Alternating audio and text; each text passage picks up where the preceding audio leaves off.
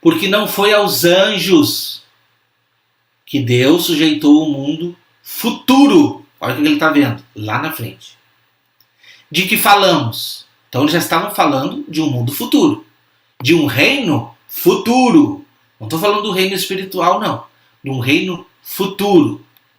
Mas em certo lugar testificou alguém dizendo, que é o homem para que dele te lembres? Ou o filho do homem para que visites? Tu o fizeste um pouco menor do que os anjos, de glória e de honra o coroaste, e o constituíste sobre as obras de tuas mãos. Mas, por um pouco, ele foi feito menor que os anjos. Por um pouco. Agora, depois que ele concluiu, ele foi coroado de glória e honra, né? E constituído sobre as obras das mãos do Pai.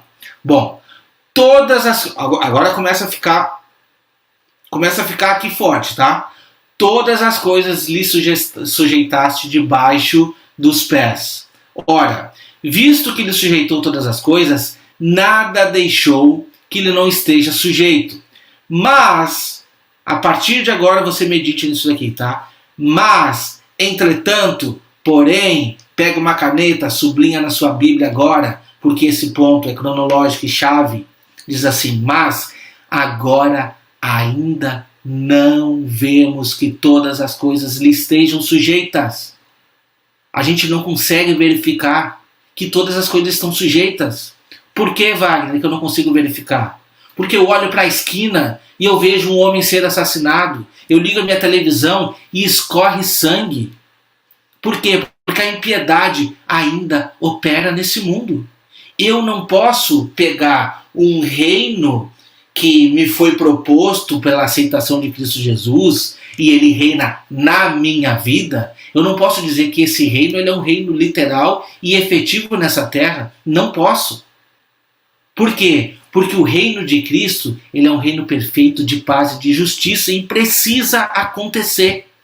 Enquanto este mundo estiver operando sobre as influências do maligno, o reino de Cristo não pode ser implementado. Por isso que esse texto está sendo apontado aqui, que ainda não vemos todas as coisas sujeitas a ele. Vemos, porém, coroado de glória e de honra, aquele Jesus que fora feito um pouco menor do que os anjos, por causa da paixão da morte, foi o que a gente tratou ali em cima, né? Para que pela graça de Deus provasse a morte por todos. Jesus Cristo morreu por um propósito. Entenda isso. Foi por um propósito, mas a morte não conteve ele. Ele ressuscitou e nos deu essa mesma intrepidez de ressuscitar. Por isso que a gente vê no livro de Romanos que nós somos ressuscitados com Cristo, somos novas criaturas. Agora, tá, Wagner, eu sou nova criatura, mas por que a gente vê morte ainda dentre aqueles que aceitam a Cristo Jesus? Porque é esse tabernáculo aqui, ó. Não é outro tabernáculo, é esse. Agora, a minha essência, se eu aceito a Cristo Jesus, a minha essência como espírito, homem espiritual, não morre. Não morre. O que nós iremos ansiar é pela transformação do nosso corpo mortal em um corpo imortal. Agora, nós como essência de espírito, voltamos para Deus. E aí tem todos os aspectos de entender a região dos mortos, o seio de Abraão, tudo isso que não é um detalhe deste estudo aqui. Porém, aquele que aceita Cristo Jesus não entra em condenação, já passou da morte para a vida. Então, o que nós precisamos entender? O homem foi criado à imagem e semelhança de Deus. Só que ele perdeu isso no momento que cedeu à tentação. Adão e Eva perderam. E nós perdemos isso. E qual é a solução para esse problema, para essa problemática? Sem derramamento de sangue não há perdão de pecados. Foi feita uma aliança com esse povo, o povo de Israel, onde eles precisavam derramar cordeiros, matar cordeiros, derramar sangue, mas aqueles rituais não eram efetivos, por isso eles precisavam repetir ano após ano. Mas agora Cristo Jesus vindo E esse livro de Hebreus é fantástico, a gente vai estudar exatamente todos esses pontos nos pormenores aqui ainda, não perca. Agora Jesus Cristo vindo, Ele nos cobriu de todos os nossos pecados. Não é preciso mais sacrifício, não é preciso mais derramamento de sangue, porque o sangue já foi derramado. E aquela condenação que estava sobre mim, sobre você, foi paga por Cristo Jesus. E agora aquele que aceita Cristo Jesus já passou da morte para a vida. Por isso, eu canso de dizer aqui no meu canal, não se preocupe com a tua vida presente. Não se preocupe em levar vantagens aqui deste mundo. Porque o que é uma vida de 70, 80 anos, meus irmãos? 90 com muito fardo, perto de uma eternidade. Deus colocou a eternidade nos teus olhos, irmãos. Por que o homem chora quando o outro homem morre? Quando um familiar morre? Por que nós choramos? Porque nós não fomos feitos para morrer. Nós nunca iremos nos acostumar com a morte, meus irmãos. Nunca. Nós não somos feitos para morrer. Entenda isso. Por isso que Paulo pregava a ressurreição de Cristo Jesus, porque assim como ele ressuscitou, Paulo diz, nós todos seremos ressuscitados e viveremos para sempre com o Senhor. Amém? Vamos avançar aqui então? Olha só.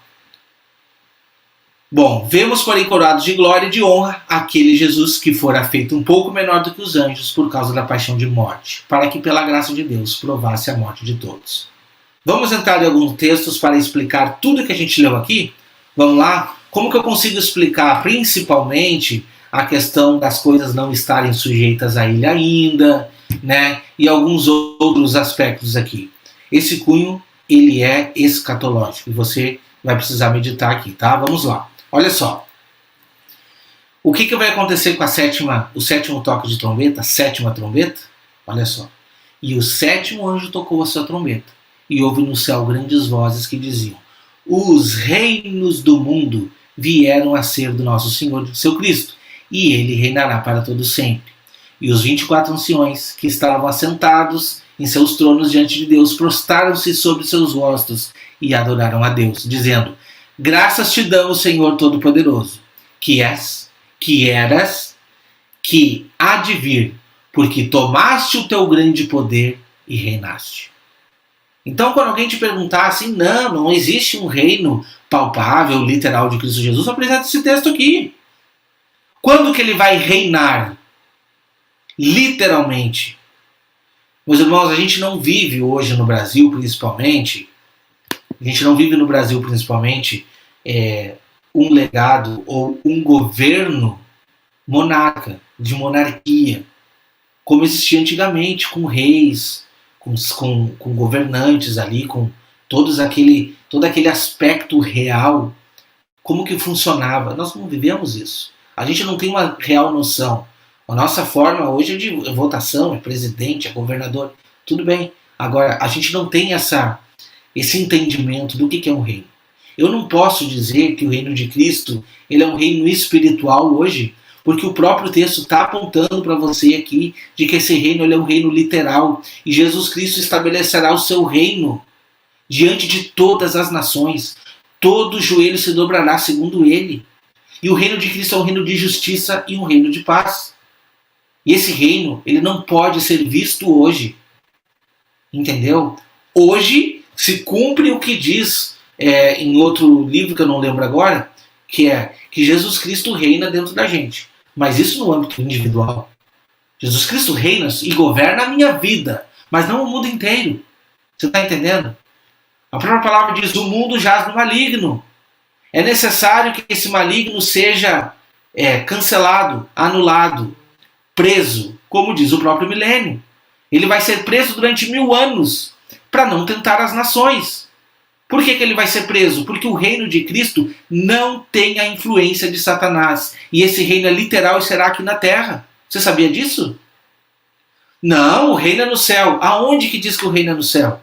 Diz para mim aonde. Muitas profecias apontam esse reino literal aqui na terra.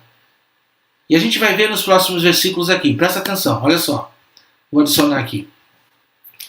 E veio e tomou o livro da destra do que estava sentado no trono, e havendo tomado o livro, os 4 animais, os 24 anciões, prostraram-se diante do Cordeiro, que é o Cordeiro, Cristo Jesus, tendo todos eles harpas e salvas de ouro cheio de incenso, que são as orações dos santos, e cantavam um novo cântico, dizendo: digno és de tomar o livro e de abrir os seus selos, porque foste morto, e com o teu sangue nos compraste para Deus de toda tribo, língua, povo e nação.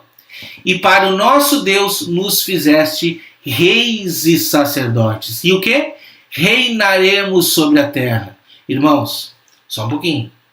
Eu não posso dizer que eu hoje, como sacerdote, estou reinando sobre a terra. Não, eu posso governar o meu lar, talvez a minha igreja, posso ter uma influência sobre muitas pessoas, mas eu não estou governando sobre a terra.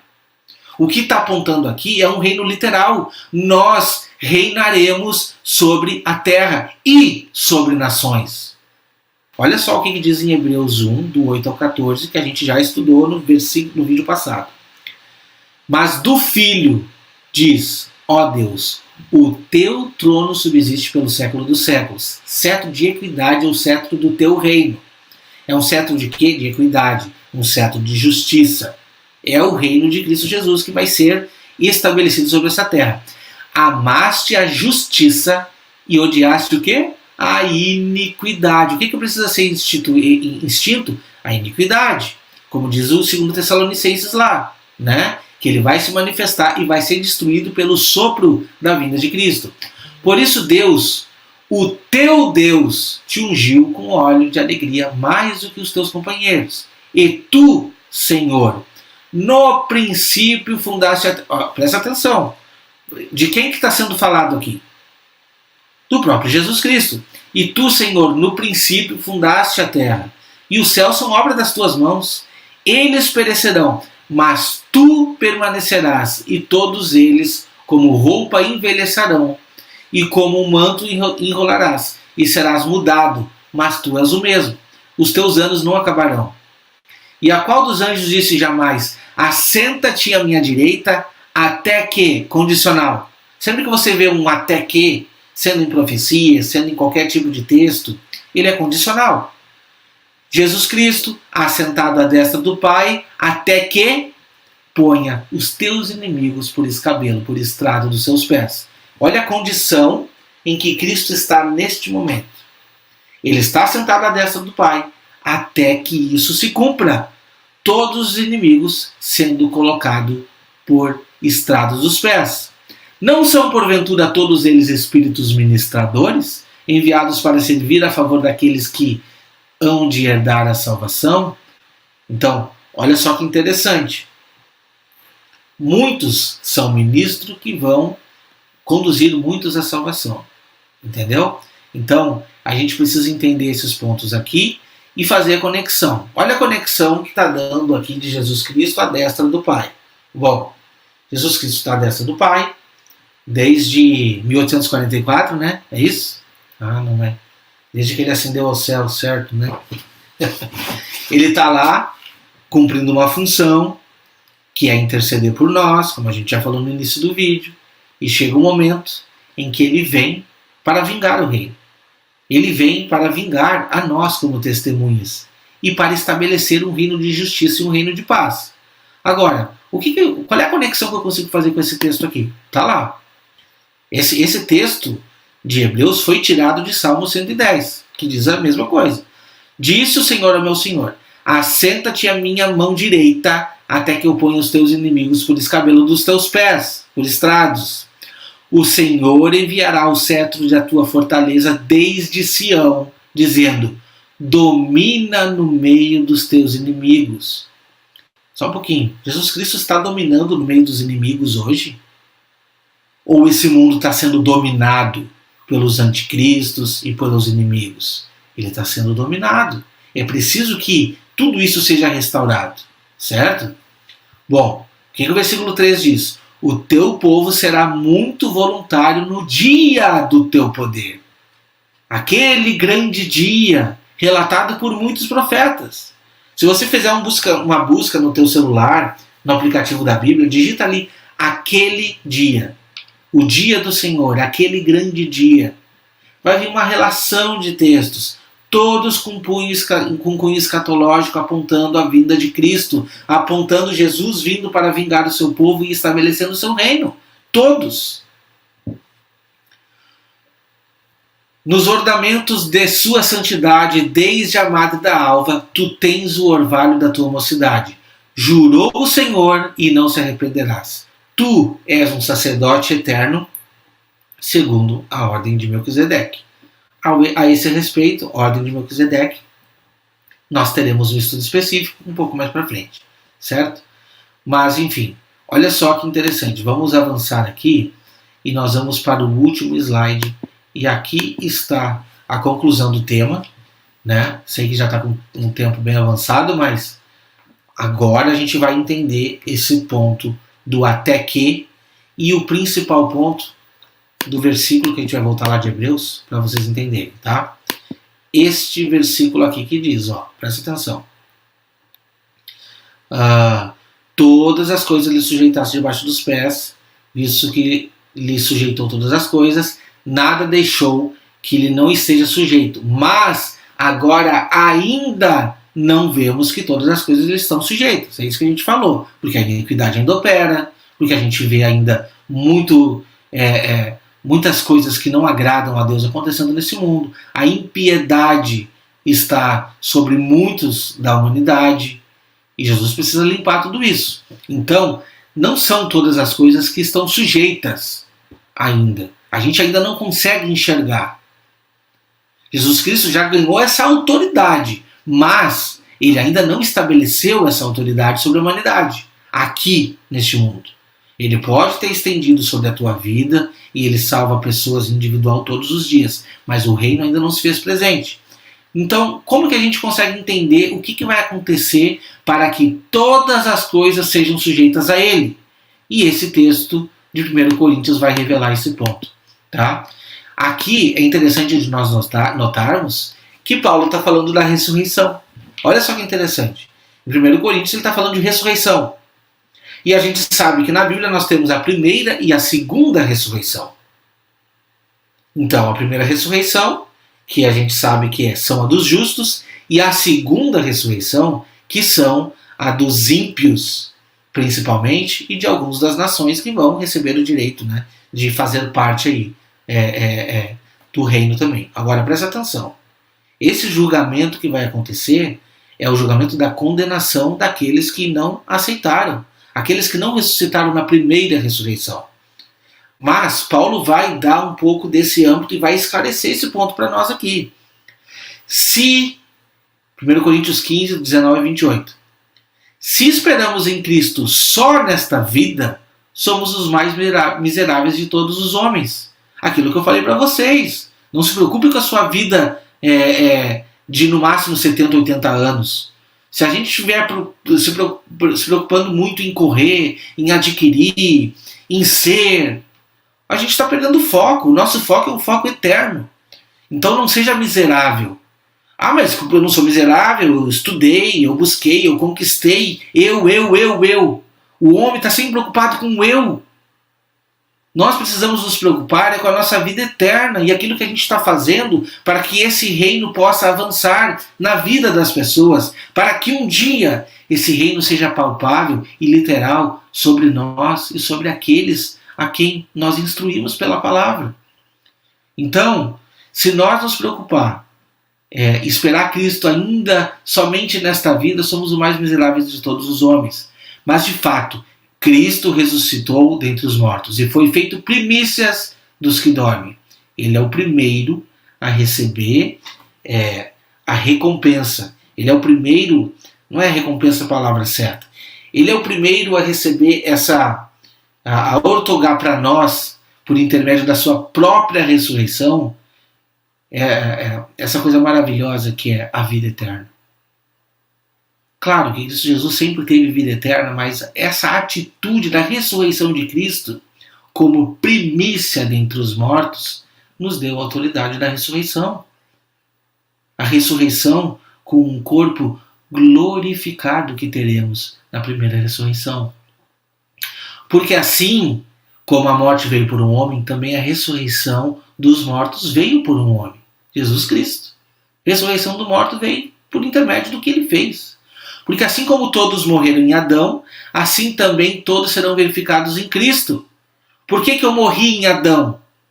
Eu morri em Adão porque, literalmente, primeiramente, Adão perdeu a eternidade que ele tinha e morreu. Certo? Ele teve uma morte física literal. Todos nós morremos em Adão. Todos nós teremos uma morte física, a não ser aqueles que serão transladados nos últimos dias. Mas ainda assim, aqueles que serão transladados precisam passar por essa transformação. Porque a Bíblia é clara em afirmar que a carne e o sangue não herdam o reino de Deus. Não é a carne e o sangue que herda, é o Espírito. Por isso que no abrir e fechar de olhos, nós seremos transformados. E voltaremos àquela essência de Gênesis, de sermos a imagem e semelhança de Deus novamente. Certo? Então, assim como todos morrem em Adão, também seremos vivificados em Cristo. Mas cada um, porém, na sua ordem. Cristo as primícias, ele é o primeiro, depois os que são de Cristo na sua vinda. Exatamente no momento da vinda de Cristo, muitos serão ressuscitados e farão parte desse reino. Depois, olha só, agora vem o ponto escatológico que precisa ser entendido. Depois virá o fim. Tá, mas a volta de Cristo não é o fim? Não, não é o fim. A volta de Cristo não é o fim. Depois virá o fim. Quando tiver entregado o reino a Deus, ao Pai, e quando haver aniquilado todo o império, toda a potestade e força. Por quê? Porque convém que ele reine até que haja posto todos os inimigos debaixo dos seus pés.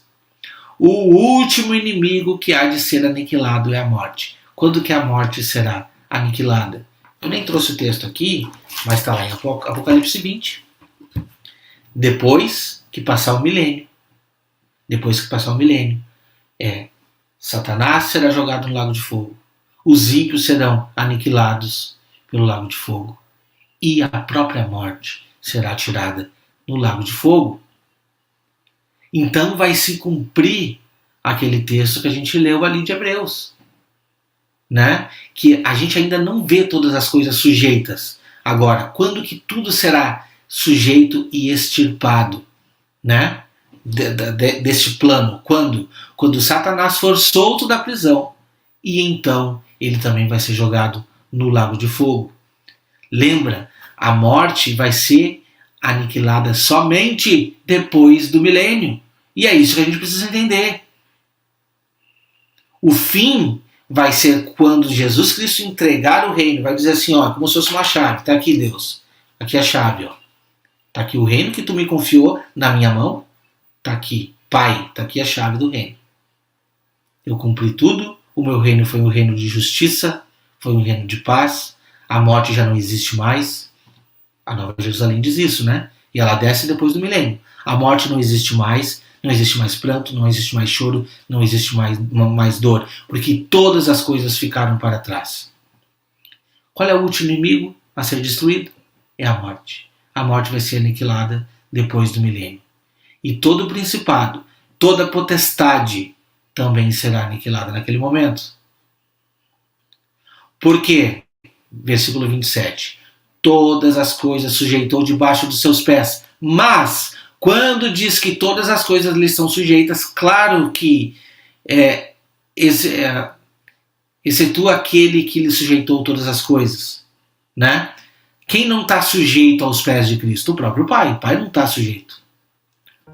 E quando todas as coisas lhe estiverem sujeitas, então também o mesmo Filho se sujeitará àquele que todas as coisas lhe sujeitou, para que Deus seja tudo em todos.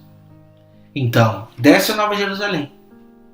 A morte é destruída, a morte é extirpada, a morte é aniquilada, Satanás é jogado no lago de fogo, os ímpios são exterminados naquele momento, os que restarem, né, aí durante o milênio, serão aí aniquilados. Nós teremos a segunda ressurreição, onde é uma ressurreição universal, onde todos os ímpios que já foram julgados no grande julgamento do trono branco serão aniquilados também nesse momento. Desce a Nova Jerusalém e o próprio Pai estará habitando conosco, como diz também Apocalipse 20 e Apocalipse 21. Então Deus será tudo em todos, mas é necessário que Ele reine até que ponha colocado todos os inimigos por estrada dos seus pés. E o último inimigo é a morte. Irmãos, Deus abençoe cada um de vocês, que vocês possam estar firmados nessa palavra, que essa palavra seja a tua companheira. Não se esqueça, essa palavra é Cristo Jesus. Qualquer outro evangelho que não esteja de acordo com o que foi deixado aqui, que seja anátema. Que Jesus Cristo abençoe a sua vida, que você possa crescer na graça e no conhecimento de Jesus. E uma boa noite para vocês, que Deus abençoe e até o próximo vídeo.